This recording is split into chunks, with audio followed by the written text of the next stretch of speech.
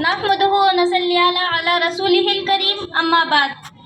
صدر ذیشان، اہل میزان، مشفق معلمہ اور تمام ساتھیوں، السلام علیکم ورحمۃ اللہ وبرکاتہ۔ میرے تقریر کا موضوع ہے آپ صلی اللہ علیہ وسلم کا لڑکپن۔ آپ صلی اللہ علیہ وسلم کی ذات مبارک اس کائنات میں وہ واحد ذات تھی جس کے بغیر حق تعالی شانہ کی ذات تک رسائی ہے۔ اس کی معرفت اور اس کے خوشنودی کے حصول ناممکنات میں سے ہیں۔ آپ صلی اللہ علیہ وسلم اس کائنات انسانی میں صورت و سیرت، اعمال و اخلاق، دین و دعوت، ہر اعتبار سے اللہ تعالیٰ کی پسند اور اس کی عظیم الشان کا شہکارہ ہے۔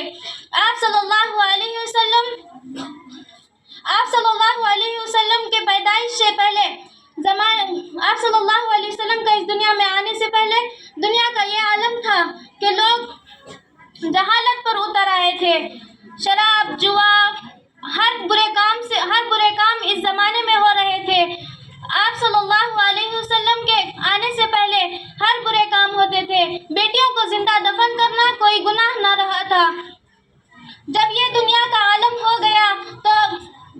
ایسا عالم ہو گیا کہ حالات دن بدن مزید بگڑتے جانے لگے تو اللہ رب العزت نے اپنے قانون ہدایت کے مطابق اس انسانیت کے بھٹکتے ہوئے قافلے کو صحیح راستہ دکھانے اور اپنے نور ہدایت سے منور فرمانے کا ازلی فیصلہ ظاہر فرمایا۔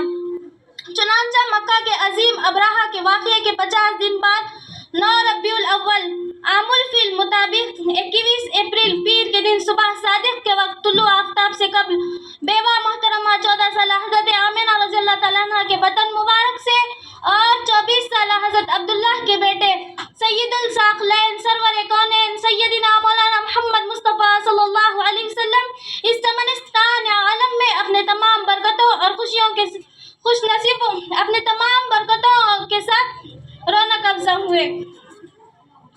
آپ صلی اللہ علیہ وسلم کے پیدائش سے 50 دن قبل جو واقعہ مشہور ابرہہ کا پیش آیا وہ واقعہ یہ ہے کہ آپ صلی اللہ علیہ وسلم کے پیدائش کے سال یمن کے ایک گورنر ابرہہ نے یمن کے ایک مشہور شہر صنعاء میں بادشاہ حبشہ کے لیے ایک شاندار عمارت تیار کروائی۔ اس عمارت میں ایک گرجا گھر بھی تھا۔ گرجا گھر بھی بہت خوبصورت اور عمدہ تھا۔ اس کی خواہش یہ تھی کہ جس طرح ہر سال لوگ کعبۃ اللہ میں اللہ کی زیارت کرنے کے لیے جمع ہوتے ہیں اسی طرح اس کے گرجا گھر کو دیکھنے کے لیے بھی جمع ہوا کریں۔ چنانچہ اس کا یہ ارادہ جب اطراف کے علاقے میں مشہور ہوا تو عربوں کو یہ بات سخت ناگوارا تھی کہ کعبۃ اللہ کے مقابلے میں کوئی اور گھر بنا کر اس کی ایسی ہی توہین کی جائے جیسے کہ کعبۃ اللہ کی توہین ہوئی ہے۔ چنانچہ ایک شخص نے ایک دن موقع پا کر اس کے گرجا گھر میں جا کر غلاظت کر دی۔ اس حرکت سے ابرہہ کا طیش میں آنا فطری امر تھا۔ ابرہہ غضبناک ہوا اور اس نے طے کیا کہ اس کے جواب میں کعبۃ اللہ کو منہدم کر دوں گا۔ چنانچہ اس فیصلے کے ساتھ وہ یمن سے ایک بڑا لشکر لے کر مکہ مکرمہ کی طرف روانہ ہوا۔ راستے میں اسے کئی لوگوں نے روکنے کی کوشش کی مگر وہ سب کو شکست دیتا ہوا مکہ مکرمہ پہنچا۔ مکہ کے سردار ابو طالب جو آپ صلی اللہ علیہ وسلم کے دادا تھے، ان کو معلوم ہوا تو انہوں نے اس پر زیادہ توجہ نہ دی۔ انہوں نے فرمایا کہ کعبے کا رب خود اس کی حفاظت کرے گا۔ اس کے بعد وہ جس دن اپنے خیمے سے کعبۃ اللہ کے اس ارادے سے نکلا تو اس کا ہاتھی راستے میں ضد میں آ کر بیٹھ گیا۔ چنانچہ قدرت خداوندی نے چھوٹی چھوٹی چڑیوں کے ذریعے اس پر ایسی کنکریاں برسائی کہ ہلاک ہو گیا اور برباد ہو گیا۔ اس واقعے کا اطراف میں خوب چرچا ہوئی۔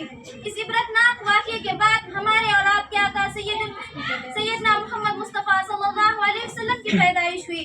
آپ صلی اللہ علیہ وسلم کی پیدائش کے بعد غیبی علم سے حضرت آمنہ رضی اللہ تعالیٰ عنہ نے آپ صلی اللہ علیہ وسلم کا نام محمد رکھا اور آپ صلی اللہ علیہ وسلم کے دادا ابو طالب کو جب اس خوشخبری کی یہ خوشخبر ملی تو وہ حضرت آمنہ رضی اللہ تعالیٰ عنہ کے گھر تشریف لائے اور پوترے کو گود میں لے کر حرم محترم پہنچے۔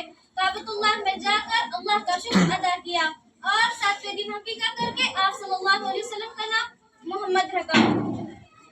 آپ صلی اللہ علیہ وسلم کو سب سے پہلے آپ کی والدہ حضرت آمنہ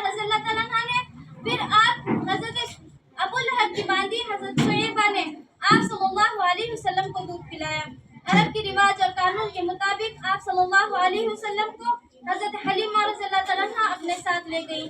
آپ صلی اللہ علیہ وسلم کو 2 سال تک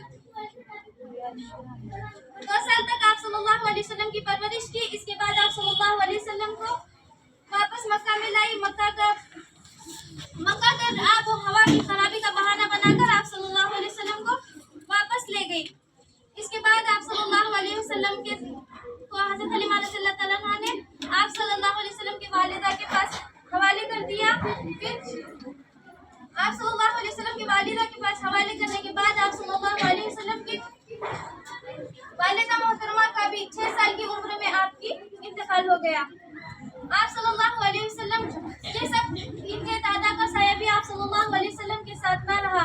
یہ سب کچھ خداوند قدوس کی جانب سے ہو رہا تھا کہ اللہ تعالیٰ خود چاہتا تھا کہ بے محبوب کی کوئی پرورش نہ کرے, میں خود اس کی پرورش کروں گا. آپ صلی اللہ علیہ وسلم کے دادا کے انتقال کے بعد آپ صلی اللہ علیہ وسلم اپنے چاچا کی کفالت میں رہے. بس میں اتنا کہہ کر اپنی تقریر کا اختتام ایک درود کے ساتھ کرنا چاہوں گی.